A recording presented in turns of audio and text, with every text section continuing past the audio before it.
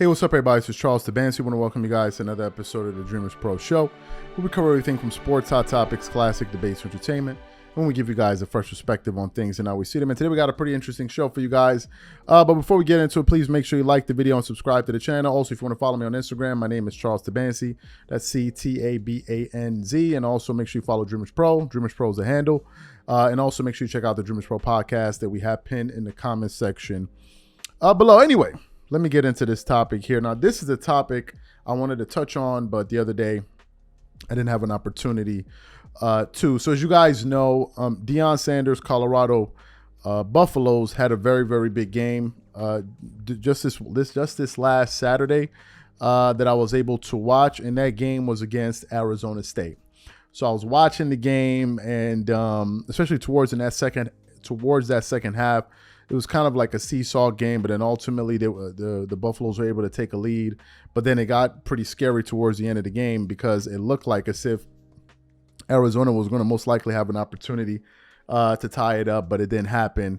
And anyway, they came away from that game victorious, right? And at the end of the game, usually, as you guys know, there's always a press conference, and at the end of the game, Coach Prime was unhappy with the performance of his team, but I want to get to that a little bit later. But anyway, this morning I was reading an article from Front Office Sports. It was a very, very interesting one, and it said that it had the headline. It says Deion Sanders driving Colorado merch sales out of state applications, and I was like, this is a pretty interesting article here, so I want to get into it. And it essentially says the Coach Prime effect continues to provide a financial windfall for the University of Colorado. In Deion Sanders' first season as Colorado's head football coach, merchandise sales of the school's online team store have increased by 1,220% in September 2023 versus September 2022. The university confirmed to Front Office Sports. Year to date, January through September, sales are up 51%. Additionally, out-of-state applications to the school are up 40%, according to Colorado Chancellor Philip DiStefano, who calls Sanders' presence in Boulder transformational. Time also reports that Sanders and his personal team are working on a half-hour comedy about his career with Kevin Hart's media company. People are drawn to hope, Sanders says. We're pulling people in, man, that just want a chance to be seen, to be heard, to be noticed, to be recognized. Sanders' impact on Colorado's largest university has been immense. The substantial viewership numbers for the Buffalo games have led to over $45 million in earned media for CU per Apex Marketing Group. The school has cashed into 42% year-over-year increase in sponsorship revenue.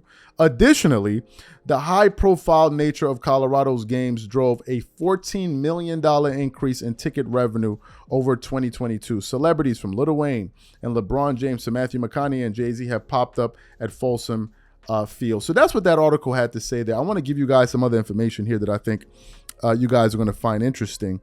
Do you know that to this point, I think this program, if I'm not mistaken, has generated above $228 million this year alone? Do you guys know that Deion Sanders' contract with his team over 5 years is worth $29.5 million? So I just want you guys to think about that for a second. Initially, when he was brought into the program, they were asking him, how are you going to pay for Deion Sanders? Because they said they didn't have the money at the time.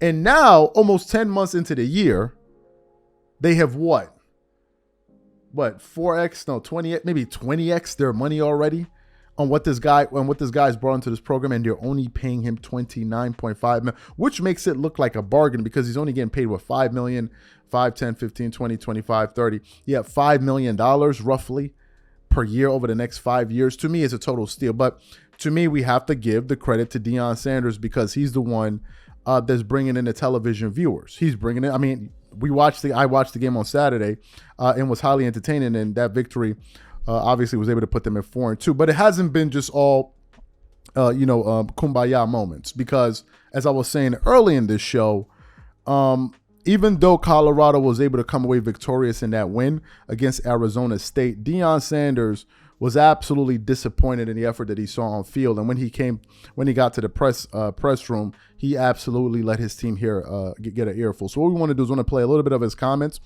towards his team, who he described as hot garbage, and then we're going to come back and continue on the show. Take a listen to what Deion Sanders had to say about the collective effort of his group. Take a listen to that. Appreciate everything. Wonderful win. Played like hot garbage. I'm trying to figure this out. Sick of it. I really am. I'm sick of us coming out here and putting forth the effort we put forth in the first half. We've flipped practices. We've had really diligent meetings, and we're trying to figure this out. Trying to figure this out because I'm sick of it. I'm sorry. I'm happy about the win, but I'm not happy in the fashion that we won it in. We're better than that. We really are better than that, and we got to start showing that. I expect to win, and I expect to win in a better fashion than that. I'm sick of these consistent holes that we're displaying and the penalties and the things that we're doing. We're so much better. I apologize for my anger today, but I don't accept mediocrity. Maybe you do. Maybe you can live with it. Maybe you sleep with it. Maybe you lie with it. Maybe you're comfortable with it, but I'm not. Let's go. That second drive, was that kind of part of it there? You called 2 timeouts. It looked like you guys were really just trying to break through the wall and get a score. It was like You mean the second drive of the game? Yeah, it looks like you weren't okay coming away with nothing there, right? The second drive of the whole game. Yes. What about the first drive? What about the first 2 plays? Right. How do you start out a game like that? With a quarterback like this? What's the message to the team to get them to? I've delivered every type of message you could fathom. It's not just the team. This is all of us. This is me and the coaches included. It's not just the team. We're not doing that. Shoot, look at the darn stats. The targets. We got to do better. We got to do better all the way around. Offensive, defensively, special teams. We start out not kicking the darn ball to the end zone, a returnable ball. I don't know how everybody else kickers kick the ball out the end zone but ours. Speaking of kickers, you and Mata shared a moment there after the game where you looked like you maybe pushed him on the field to get some more shine. Yeah, I want him to do his thing. Yeah, Mata is Mata. Guys, you didn't believe in Mata. I believe in Mata. Why do you think I brought him here? Mata don't miss. You call a timeout and freeze him all you want. That don't mean nothing to Mata. Mata, that's who he is. That's what he always says to me when I walk over to him and give him a hug. He said, I don't miss. And I love it. So I told him to do your thing. Do your thing. Get your shine on. So you heard what Coach Prime had to say. Here are my thoughts on this. Let me tell you what I think after listening to him discuss the performance of his team. What I like about Deion Sanders is this. When his team messes up, he's going to hold them accountable publicly. But whenever they do well, he's going to praise them publicly. That is something that I like. And I think that mode of operation is something that a lot of people can get behind. I think most people don't mind constructive criticism or criticism to a certain extent. I think you begin to lose people when, even if they do something good, you don't recognize it. That's when you have a problem.